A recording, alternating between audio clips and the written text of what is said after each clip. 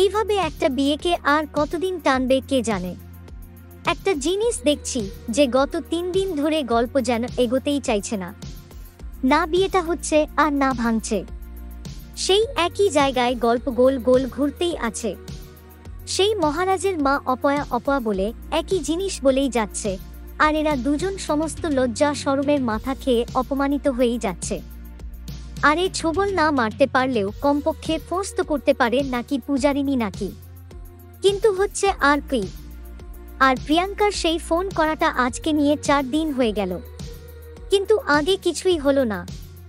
আজকে যখন প্রিয়াঙ্কা এলো ভাবলাম কিছু হবে, কিন্তু হলো কই।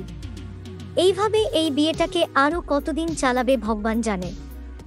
আর ওদিকে সোমনাথ আবার তার বাবাকে ব্ল্যাকমেইল করছে।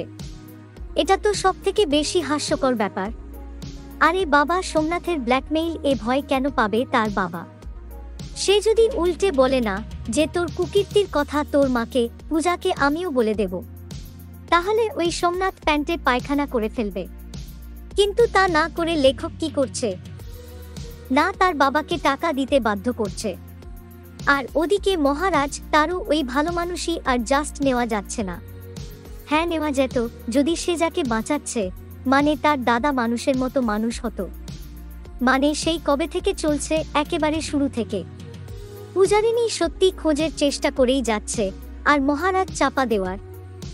নতুন যে প্রোমোটা এসেছে তাতেও সেই একই জিনিস, মানে পূজা পণ করছে সে না জানলে কিছু খাবে না, আর মহারাজ পণ করছে সে কিছুতেই বলবে না। তাই তোমাদের কি মতামত অবশ্যই জানিও কমেন্ট করে। দেখুন উড়ান প্রতিদিন রাত 8টায় শুধুমাত্র স্টার জলসায়। এই রকম সমস্ত আপডেট সবার আগে পেতে অবশ্যই আমাদের চ্যানেলটি সাবস্ক্রাইব করে নিও।